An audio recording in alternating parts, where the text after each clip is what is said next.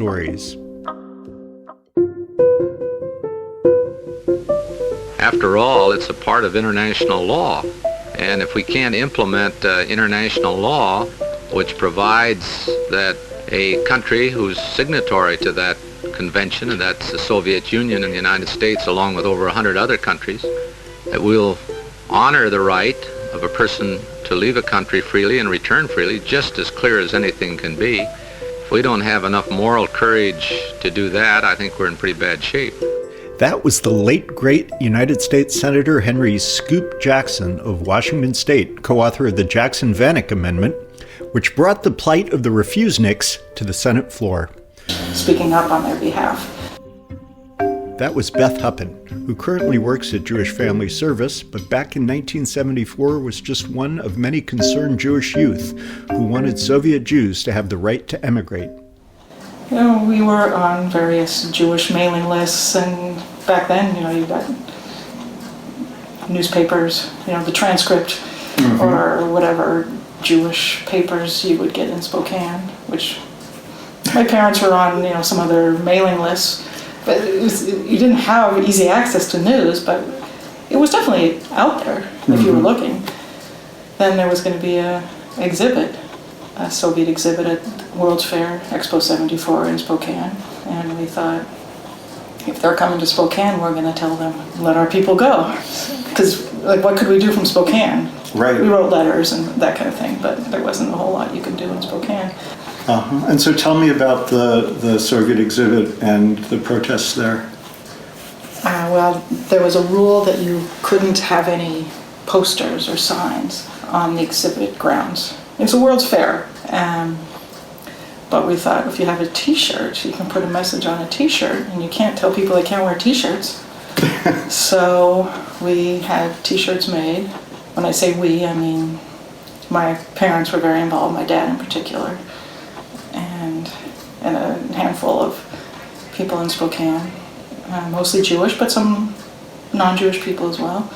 And then the opening day of the exhibit, of the whole World's Fair, was a Shabbat.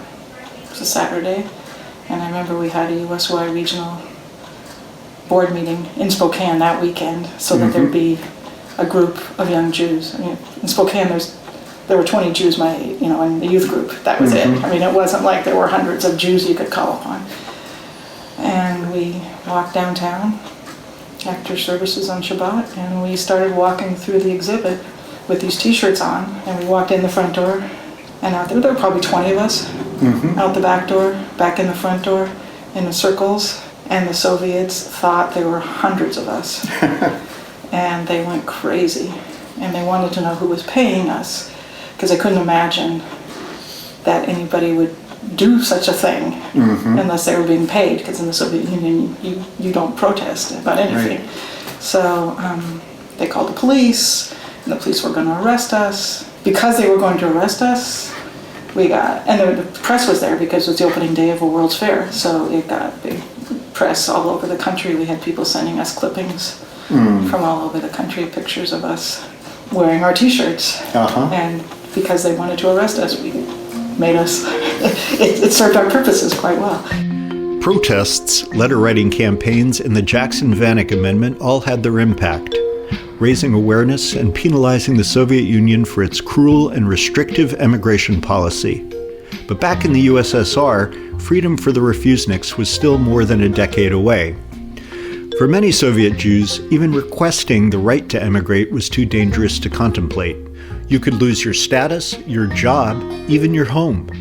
That was the fear of Gregory Korshin's family, which lived in the city of Kazan, the capital of Tatarstan. Actually, when I was a student in high school or in university, I already started thinking, well, yes, Russia is, Soviet Union is, but I kind of felt strongly about being Jewish and maybe getting out. But this time, my parents, and actually Bella's parents maybe, my parents lived in so-called, a lot of sort of enterprises connected somehow with the military.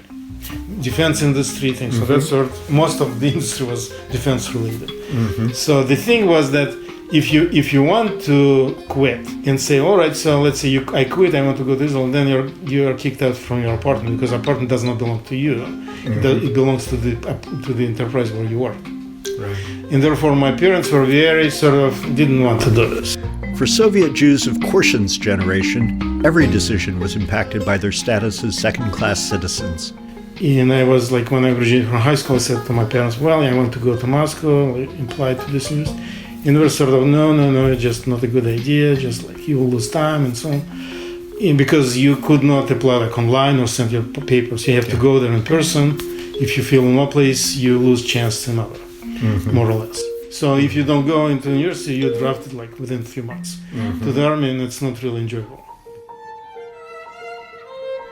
Fear of being drafted into the Soviet army also kept violinist Mikhail Schmidt from applying to the school of his choice, the famed Moscow Conservatory. So I graduated from my school, like cum laude or whatever, like, you know, and I could go to the we had two famous music schools, Moscow Conservatory and Gnesen Institute. Moscow Conservatory was most elite, kind of the most famous one. And my teacher just told me, you know, I just found out this year they're not going to take any Jews. You know, at that year, some years 2 or 3 could squeeze in, you know, and because we always also had to live under threat of the military service. So basically, if you're not getting into the school at the age of, to the college at the age of 18, you would have to go automatically to army. The college would give you, could postpone for, So basically, I had a dilemma. Okay, will I try to get into the Moscow Conservatory with huge chance that I won't even get accepted, and risk going to army, you know, or go to other. Also, I had fantastic education. I'm not saying that, you know, but I had to make this choice. And in some ways, I mean, Moscow Conservatory would give you more opportunity, would give you more prestige, you know, would push harder to get to some competitions. But this is a fact of life. It's not like I was, you know, but something really horrible happened. But those, you know, we knew what open to you, what's not. So you went to the other one? Yeah, I went to the other one. For Schmidt, who had been educated by the government to be a master violinist from the time he was 6 years old, it was a stark reminder that a religion he was not even allowed to practice would always define him in his native country. And for just as long, he knew that he would probably not be allowed to leave. For the situation of the refuseniks was well known, even among school children. I think it was 71. I was like really tiny, and I started to take my violin lessons, and I didn't even maybe I've heard some conversation at home, but I was too little to even kind of register. And at that time, I'm sure my parents, if they talked about this kind of issue, that was always very quiet at the kitchen with water turned on, you know, because it was part of growing up, this constant paranoia that you're being recorded, or and then you obviously start to hear about friends or friends of the friends which work in some kind of government project some 30 years ago, applied to immigrate and couldn't leave. And then my parents was always in this kind of you know, we should go, no, you know, kind of. And I think what kept my parents of leaving, that they have elderly parents who completely refused to leave, and it was an alternative. And at the end, I was the one who left first, and then my parents came after I settled here in Seattle. So tell me about your journey, your leaving of Moscow and coming to America. How did that come about? So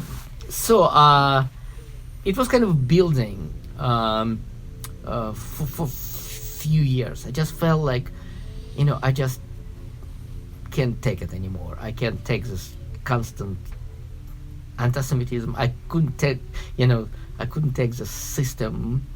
And actually, you know, I didn't leave from because I didn't have a job, I had right out of college, I worked in a great orchestra, and then I worked at the string quartet, and, but I just felt like I'm kind of suffocating, So, and then I met this young woman, and we became married. Actually, we're not married anymore, but that was amazing for both of us, because I feel like she was also Jewish, and we kind of started to kind of each other cheerleaders, that maybe we should just do it, because I knew that my parents didn't want to do it, and I knew that her parents at that point didn't want to do it.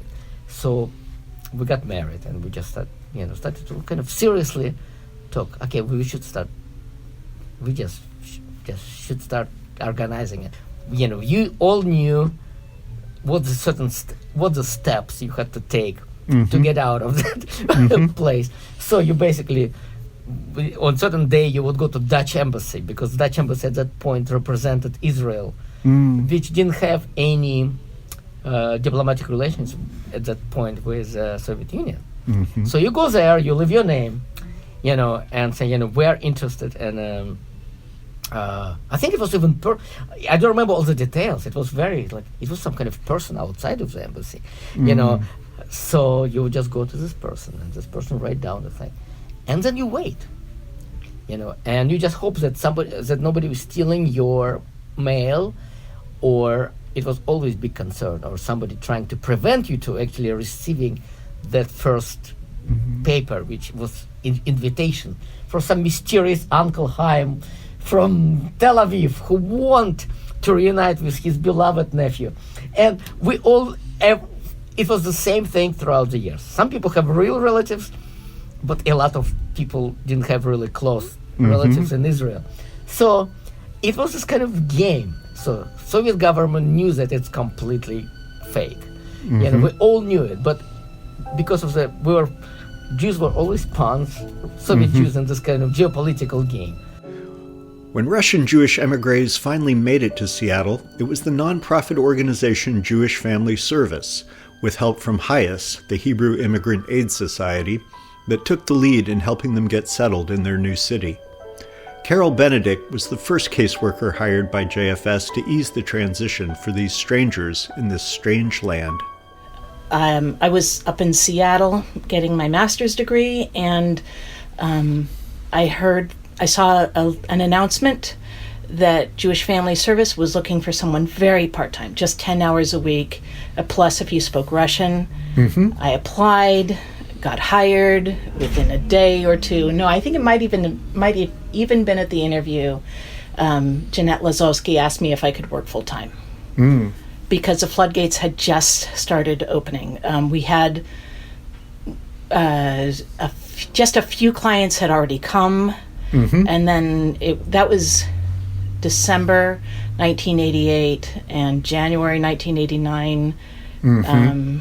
Wow, we got slammed. Yeah. So I was hired. Jeanette Lazowski was the resettlement director, and then I was hired as the first caseworker.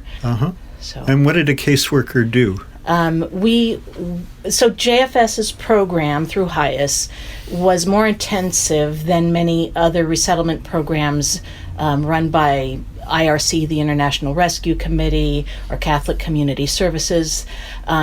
Those organizations provided some assistance, maybe helped find an apartment.